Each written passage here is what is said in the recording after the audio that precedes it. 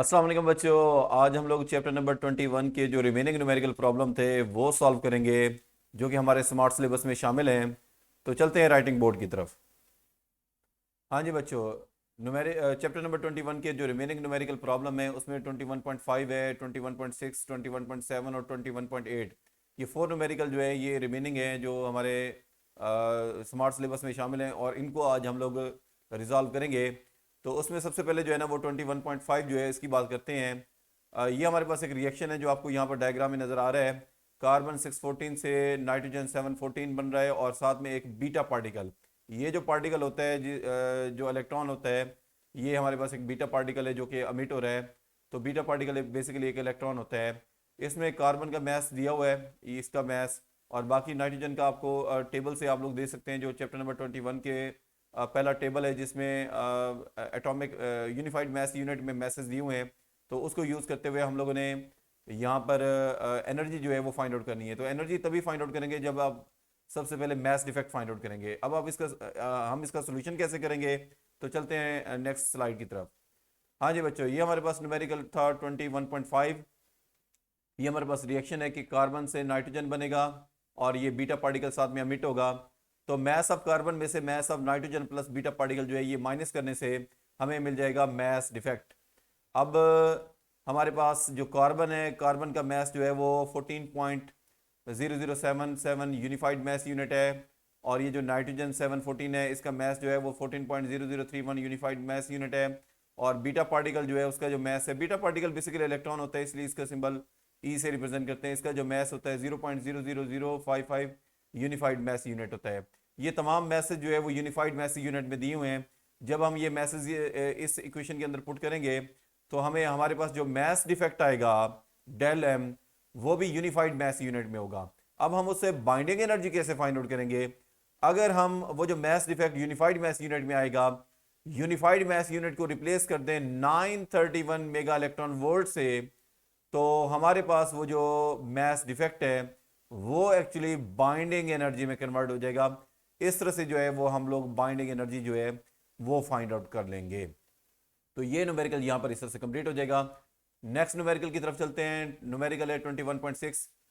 Uranium 92-233 जो है decay twice by alpha mission.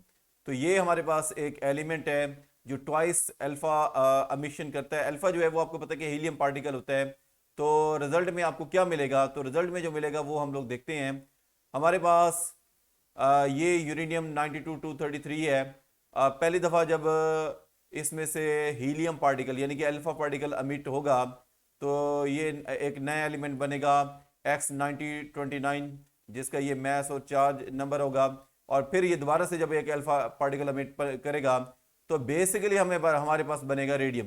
Actually ये हमारे पास एलिमेंट रिजल्ट में हमें मिलेगा और हमारा आंसर जो है वो भी होगा रेडियम 88-25।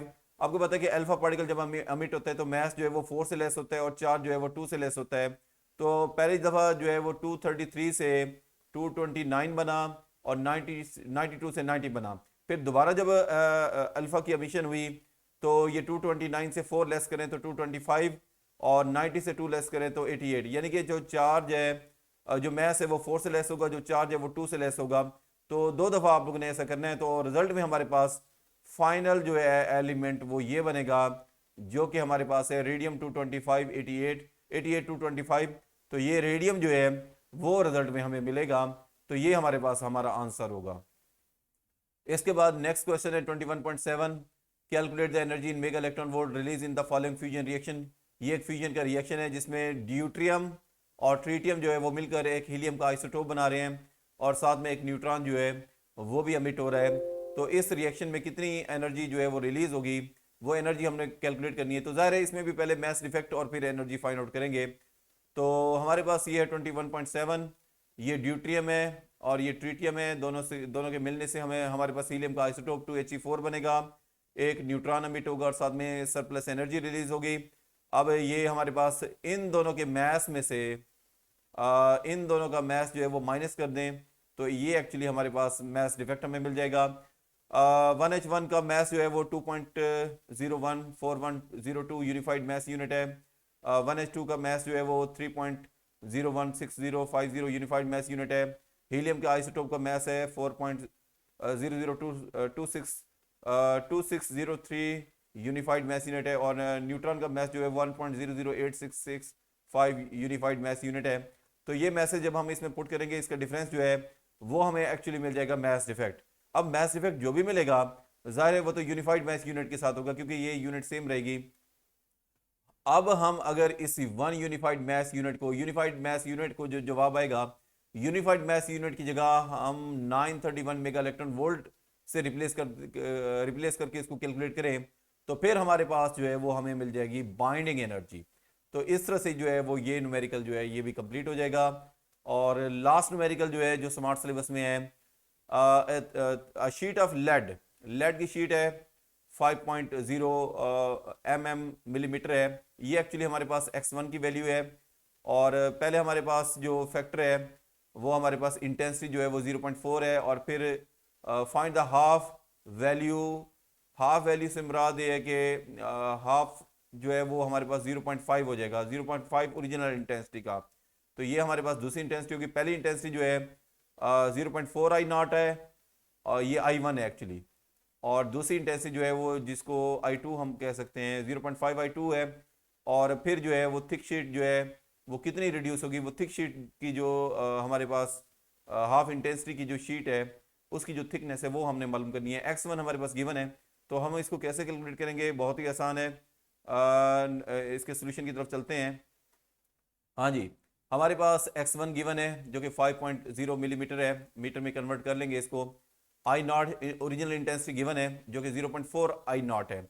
और फिर उसने जो हाफ का ही है, हाफ इंटेंसिटी 0.5 होती है तो ओरिजिनल का हाफ जो है वो 0.5 आई नॉट होगा। तो ये हमारे पास x1 गिवन है, आई नॉट गिवन है, I1 गिवन है, I2 गिवन है। और फिर x2 हम लोगों ने एक्चुअली इसको फाइंड आउट करना है। अब हम इसको कैसे फाइंड आउट करेंगे, हमारे पास एक्सप्रेशन एक्चुअली ये इस्तेमाल होगा, I is equal to I naught exponential minus mu x. Mu जो है वो हमारे पास कोफिशिएंट एब्जॉर्प्शन कोफिशिएंट है किसी भी मीडियम का, और एक्स जो है वो डेप्थ है या रेंज समझ लें। आई नॉट ओरिजिनल इंटेंसिटी है और आई जो है वो मीडियम में से पास होने के बाद इंटेंसिटी है।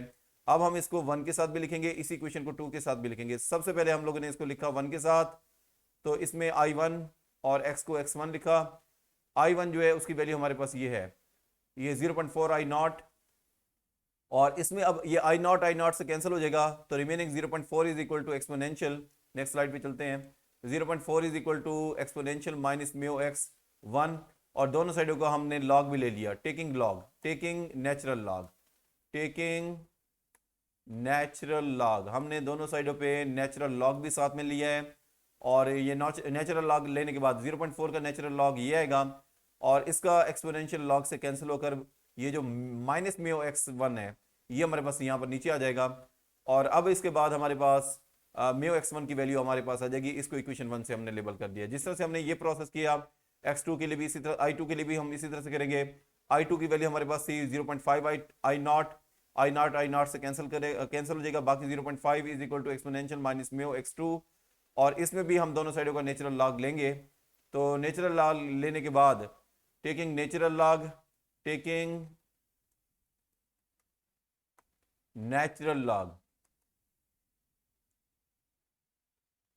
तो ये नेचुरल लॉग हमने दोनों साइडों पे लिया है तो इसका नेचुरल लॉग हमारे पास ये आ जाएगा, इसका एक्सपोनेंशियल नेचुरल लॉग से कैंसिल हो जाता है तो हमारे पास ये बच जाएगा, ये माइनस म्यू एक्स 2 आ जाएगा, माइनस माइनस से कैंसिल होने के बाद म्यू एक्स 2 बच जाएगा। तो ये इक्वेशन 2 जो है उसी प्रोसेस से हमारे पास आ गई।